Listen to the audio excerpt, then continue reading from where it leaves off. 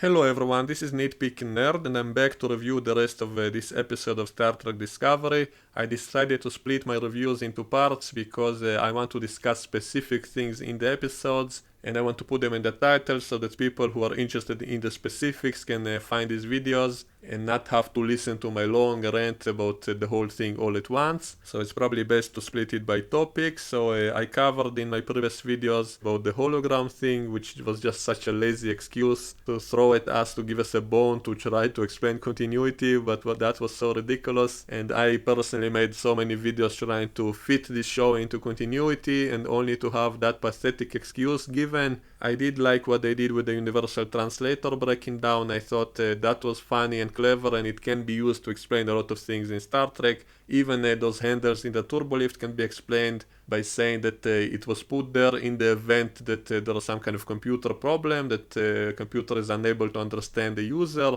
with the voice commands, and so it's better to have some kind of manual control as well to control the lift. So I want to see stuff like that that would neatly explain and tie together with the original show. Probably they won't do that because they want to continue with their visual style as long as possible. And so that's probably why they don't want to give such explanations too early, and that's also why they use that lame explanation for the Enterprise not having holograms and say that it's specifically the problem of the Enterprise and not of Discovery. And that way they can continue using it on Discovery.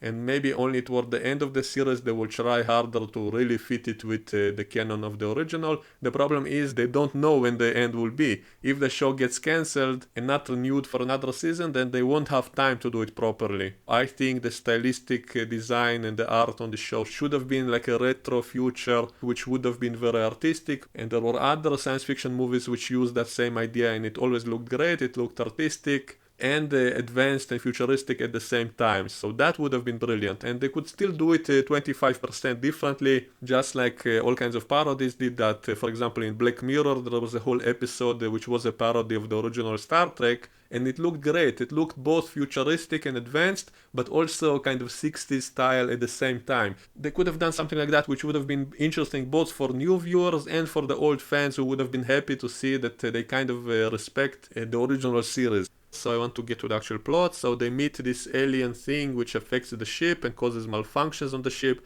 I think it was a missed opportunity to show a lot more funny stuff happening, like turbolifts breaking down and people getting thrown around the lift, like we did see in TNG one time when Geordi was getting messed up inside the turbolift, which was funny. So I talked about the Universal Translators breaking down, which is a fun idea which I always wanted to see. So I did enjoy the scene, but there are all kinds of logical problems with it. First of all, why can't they simply shut down their translators? I assume all the humans at least would be able to understand each other. Maybe some of the aliens would be unable to communicate, but they are a minority on the ship and most humans probably know English as the base. It's been referred to actually in a previous episode as Federation standard, and so that means everybody should know English, which makes sense in case something like this happens, in case the translator breaks down. Most of the crew should still be able to understand each other, so they should all know at least one language in common. So when I first saw this scene and saw some of them being unable to talk with each other, I kind of thought, oh, so the translator broke down and they're actually all from different countries and they don't know English, so that's the problem. But then some of them speak Klingonese, some of them speak in alien languages, and so the problem is not that it's not working. The translator is working and simply translating them into different languages. And the chick with the half face even seems to hear herself, and she asks, wait, am I speaking Arabic? So it's as if she talked in Arabic and then realized that she's not talking in her normal language. So all of this opens up a whole bunch of interesting questions. We never actually got to know exactly how the Universal Translator works.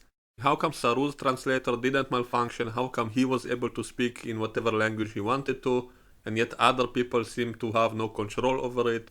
Maybe because it only happened on the bridge, I guess. We see other parts of the ship in which everything is normal, so I guess that's the explanation. And one of the problems is all those episodes in which they go down to a primitive planet on which the people don't know they are aliens, and to them it seems as if they are talking with them in their language. And so how could this be if the lips don't move right and those aliens don't have the translator also?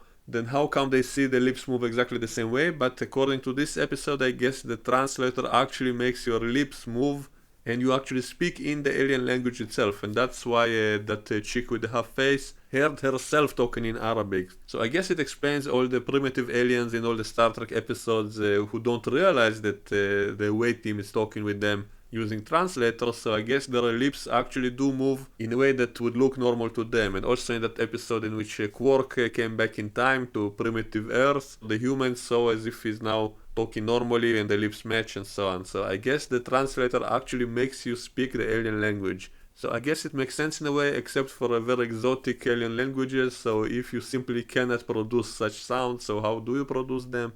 So anyway, the question remains in this episode, if it's causing all this problem, can they simply shut it off? Maybe it's an implant inside their ear like Quark had, but Quark was able to reach it. They used something to go inside the ear and restart that device, and so can they do it now? So if it's malfunctioning, is it really impossible to reach it? Is it implanted in their brains and they're unable to turn off the translator if they have to? So they didn't even try, maybe it takes a while to do, so that's why they didn't do it, but they could at least say something. One of them could have said, can't we turn off the translator? And then someone else can answer, we can, but it will take a while, and so for now we have to figure out how to work anyway, and so on. So that bugged me a little bit. Also, they called Saru to the bridge because he said in a previous episode that he learned 90 Federation languages. I assumed he learns the language of each planet, maybe the main language of each one, and yet apparently he knows all the Earth languages as well, which is also, I guess, hundreds of languages. Maybe he doesn't know all of them, but anyone that he randomly encounters in this scene, he automatically knows how to respond in that language. So we see him interacting with at least 10 different languages from what I saw on screen,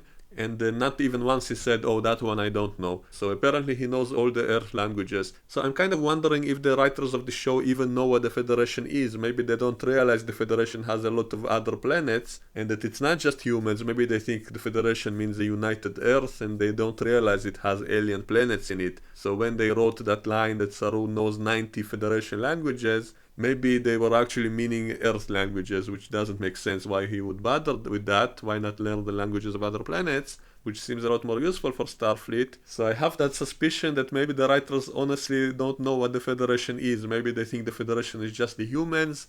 And also the way they showed the Vulcans in the previous season as if they are not part of the Federation, that Michael had to ask Sarek how did the Vulcans deal with the Klingons. Shouldn't that be public knowledge if they're part of the Federation? Shouldn't she know that already, their history? And also it seemed as if Vulcan is not really helping in the war against the Klingons, and so I kind of suspect the writers simply don't know what the Federation is.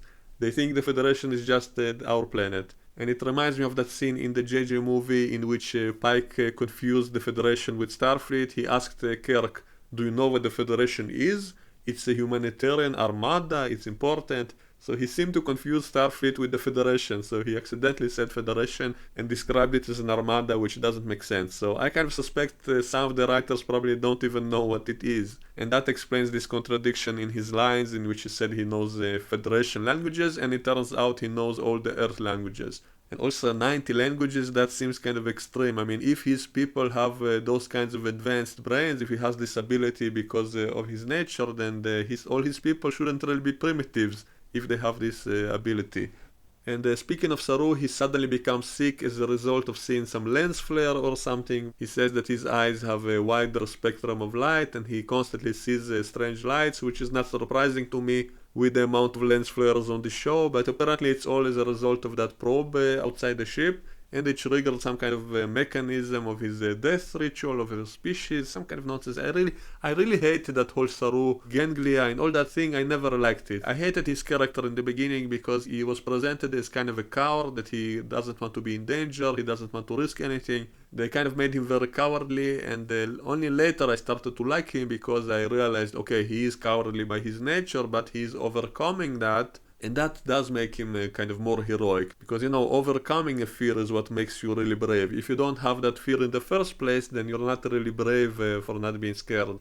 And so I did kind of come to like Saru, and also the actor is very good. The actor who plays him, he played in a lot of movies playing all kinds of creatures, so he's a very good actor, and he's probably the only reason that this character did work in the end, because he was able to make it work despite some of the silliness, some of the bad writing. I didn't like the way they wrote this character, but the actor kind of made him work because he is very likable as an actor, and so that really what saved Saru in my opinion. Otherwise I would have really hated him. I really hated him in the first episode. Just everything about about him I kind of despised, and if someone told me back then that they're going to lose that ganglia and all that stuff with him later, I would have said, oh great, but now I'm not so sure. They actually do it in this episode.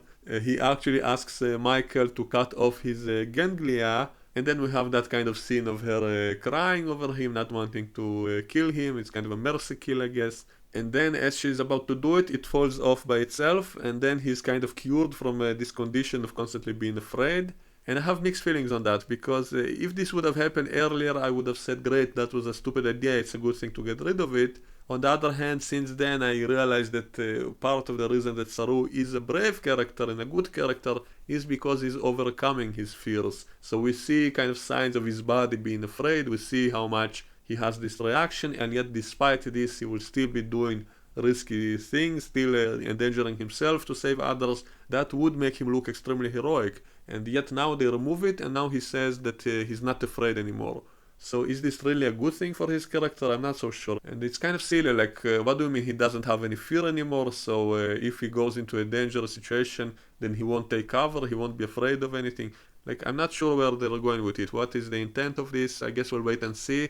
And also some people laugh about the fact that maybe this is some kind of symbolism. You know, people always complain about this show being too woke, being feminist, being leftist, all those things. And so some people joke about the fact that maybe this is symbolic of Michael kind of cutting off his genitalia, and it turns him into a better person. Suddenly he doesn't have all those problems that that organ was causing him. So a lot of people joke about that being kind of symbolic for the feminist agenda of her basically kind of circumcising Saru's head, and he becomes much better for it. So I do find it kind of funny. And also the doctor in sickbay, she says, oh, so now you're much better, now you're certified for duty. By the way, the doctor kind of reminds me of Dr. Finn from the Orville, so I'm wondering if this is deliberate, if they're deliberately trying to mimic the Orville. There's a lot of stuff in this season which is kind of similar to the Orville, like that alien they met in the elevator who also appeared in this episode and also had trouble with the translator. And I actually did kind of like him, so I do wish to see more of him. And that new woman Jet, who I actually liked in the first episode, and I was wondering when we'll see her again because she seemed to disappear, but luckily she is still on the ship.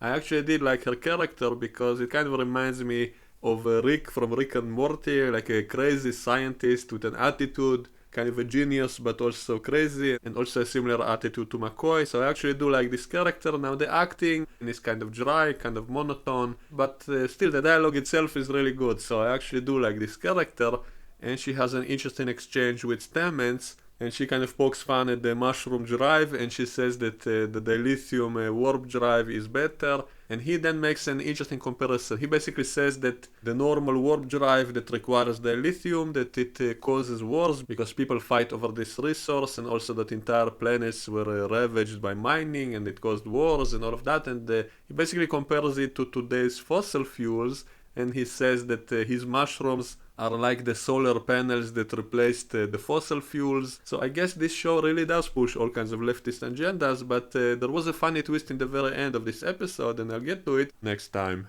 Bye bye.